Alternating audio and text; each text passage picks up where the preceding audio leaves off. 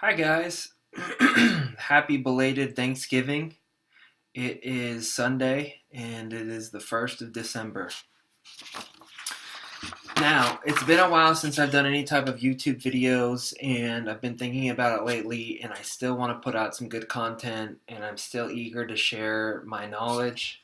And so I was thinking about what type of video I can come up with that would really kind of just round out the year.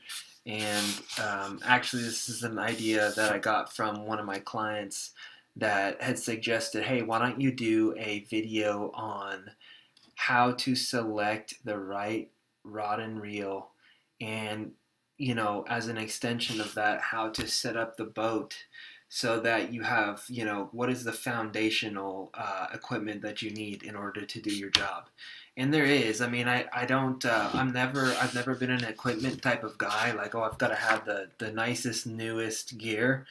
um, but I have always been the type of guy who, number one, purchases what I need to do my job, which means there's different actions and gear ratios and a bunch of other lingo that I would assign to my primary equipment.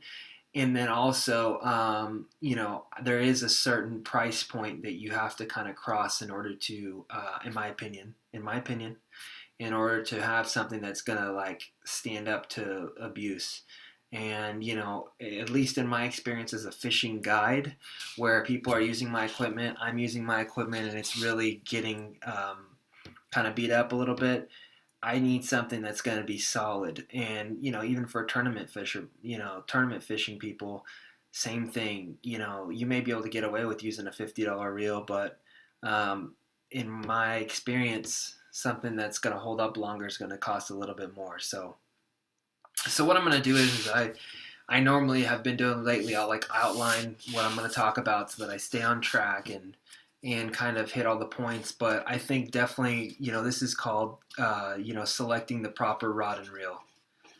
Um, with that being said, where do I want to start on this deal? I think I'm going to start with kind of identifying a few of my techniques that I primarily throw. I know everybody's going to have their different go-to, but for me, what I really think that you need on your boat, minimum, if you're going to compete or be serious about fishing or anything, I'm going to lay out the kind of setups that I'm going to have.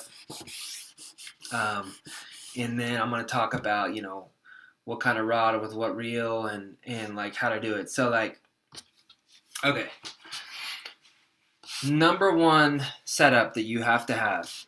It's not like it's got to be number one or two or three, but just to start at the top, the first setup that I'm going to talk about is the crankbait rod.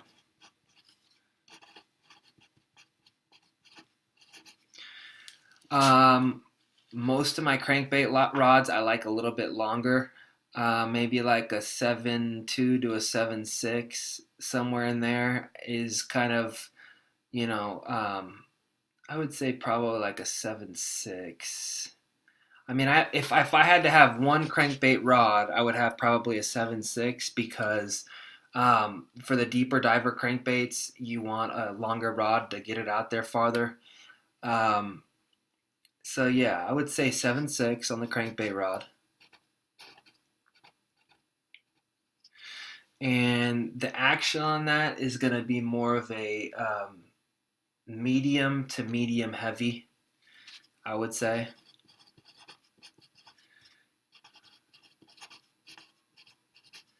Um, the tip, the tip, if it's a medium action, the tip's not going to be really super fast. Um, it's going to be a little bit of a slower tip, but without confusing the average person, I think it's more appropriate to talk about the action. So, like I said, medium to medium heavy. If you throw a lot of smaller crankbaits and stuff, medium's going to be better. Medium heavy would be better for like your deep divers and stuff like that. But the whole thing is that you want to have in a crankbait rod, you want it to have flexion, and that flexion, the key with that is that whenever you have treble hook baits, you want that rod to have some give so that you can fight the fish better. With the way that the anatomy of a treble hook, the way that it's set up is if you have a super stiff, fast action rod and you throw that crankbait out there and you're reeling, you get bit and you set the hook and you're fighting them and they pull or anything, you're going to tear the treble hooks out. So, you definitely want to get a good hook set, but you don't want something that's super straight like a board. You want something that's got some flexion. So, I would suggest medium to medium heavy, 7.6, so you can get it out there a little bit. Maybe 7 foot, 7.4, something like that if you were, you know, fishing smaller crankbaits. But I'll have that. Also, in addition, you might try like either a fiberglass blend, or you want to have a glass component. The glass, it gives a little bit better feel, and in my opinion, it improves the action slightly. So I really like the feel quality of glass. I think it's really good for crankbaits. Generally, those rods with glass aren't as fast; they're slower action, but nonetheless, that's my first one. So crankbait rod. And these are my primary techniques that I need wherever I go, like I have to have. That crankbait rod I can use for jerk baits if I have to, but I'm trying to give like a bare bones. What do you need? Okay, spinning like a spinner bait rod, and I also will use it a lot of times for rattle trap. So spinner bait rod, and there's other baits that you can kind of mix in. I like to throw a little bit shorter of a spinnerbait rod, so maybe 7 foot. And I like a shorter handle, like from where the reel mounts, the reel seat is to the bottom of the rod. I want that shorter because I do a lot of roll cast with the spinnerbait.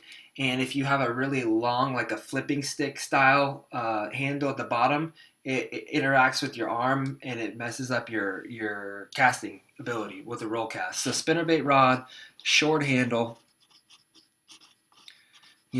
Some people may argue that even 7 foot's too long, but I like a little bit longer rod generally. So short handle, you want like a medium heavy, and you want a fast tip.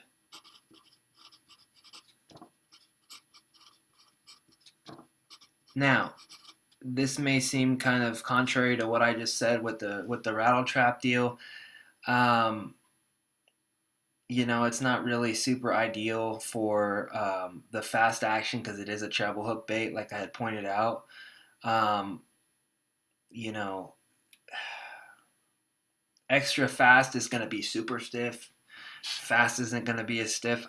I just like the spinnerbait rod for my rattle traps with the short handle because like I always do roll casts like with my rattle traps as my spinner baits. Like that's something that's kind of unique to what I do, but I like the short handle. I would rather have a dedicated spinnerbait rattle trap rod. And even with that fast tip, I think it'll still have a little bit of give for that rattle trap. Um, but obviously, like I said, I don't want to, since it is a treble hook bait, I don't want to have it too fast of a tip. So maybe like a medium heavy. Not everything that I say here is going to be perfect because there's exceptions and things. So just bear with me. But yeah, spinnerbait rod, 7 foot, short handle, medium heavy. Um, Next rod, flipping stick.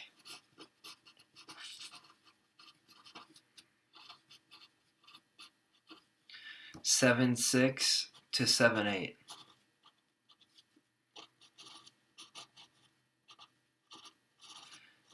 The reason I want the flipping stick to be a little bit of a longer rod is because the longer the rod, the more accurate I can be with my pitches.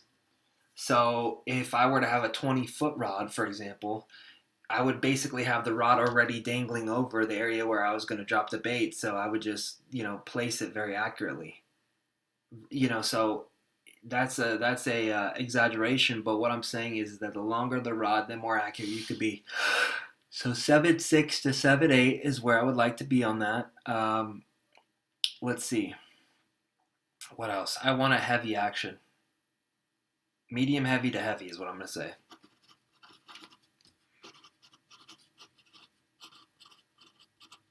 If I'm throwing like a really big flipping jig or something, I absolutely want heavy action because a lot of times um, the big jig like that has a really um, heavy wire hook on it, so that when you throw it out there and you set the hook, you want to have the power to drive that hook up into the fish. And then not only that, but you want to get them out of that cover as quickly as possible because they know where to swim to break off. So, excuse me one moment. Okay, just seeing who's outside of my house. But okay, so we have the flipping stick 7.6 to 7.8, medium heavy to heavy. So we have three rods right now: crankbait, spinnerbait, and flipping stick. Um, you always need a spinning rod, no matter what.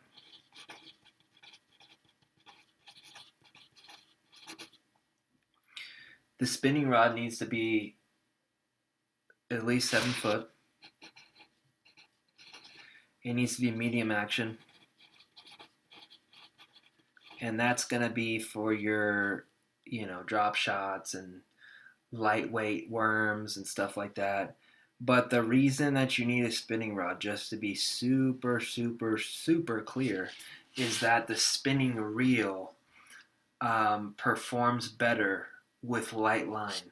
So, you know, the reason why the spinning rod is so attractive, especially in clear water for finicky fish, is because you can use like 4 pound test, you can use 6 pound test, and the lighter the line, obviously, the less of a presence that's unnatural in the water. But also, the lighter the line, the better and more natural the action of the bait. If you have 20 pound test and you're shaking it with a drop shot, it's very stiff and not natural. It doesn't flow through the water. If you have 6 pound or 4 pound or even like a little tiny bit of thread, for example, just an exaggeration, that bait's going to move a lot more with the natural movement of the water. So that's a very visual technique. And so that's why I want that spinning rod. So far we have crankbait, spinnerbait, excuse me. So crankbait, spinnerbait, flipping stick, and spinning rod. Those are pretty much the four that you need. With the crankbait, you can get away. You could even throw that rattle trap on the crankbait rod.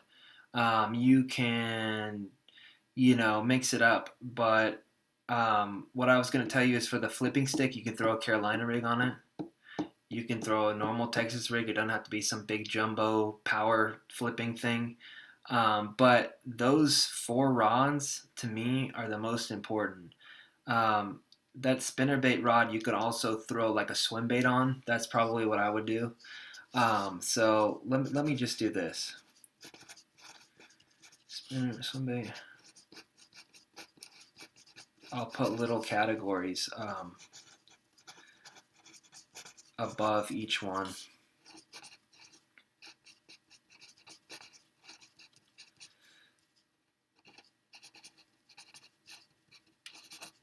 So my crankbait rod, shallow, medium, and deep.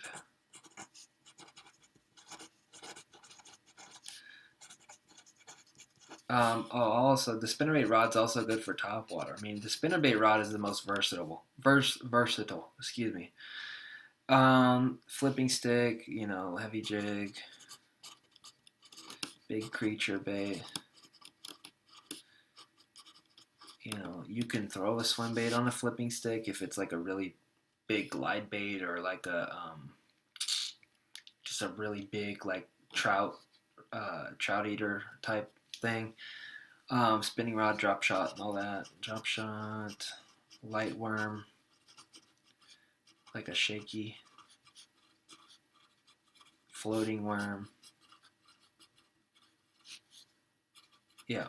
So okay, just very basically, crankbait rod. You can throw like your shallow, like 0 to 2 foot, mid, 4 to 7 foot, and deep cranks above that. You can throw all those on it. Um, the spinnerbait rod, spinnerbait, light swim bait, top water, rattle trap if you want, chatterbait, swim jig. You can throw a lot on that spinnerbait rod. the flipping stick, heavy jig, or a big creature bait, even like a big glide bait or like a trout imitation, like a hand poured big trout imitation. And then, of course, your spinning rod, you got your drop shot, your light worm, your shaky head, floating worm, any of those really light techniques. Um, so now that we've laid out kind of the rod types, and we want to talk about the reel, let me talk about the reel. So for the crankbait rod, I want the crankbait to move.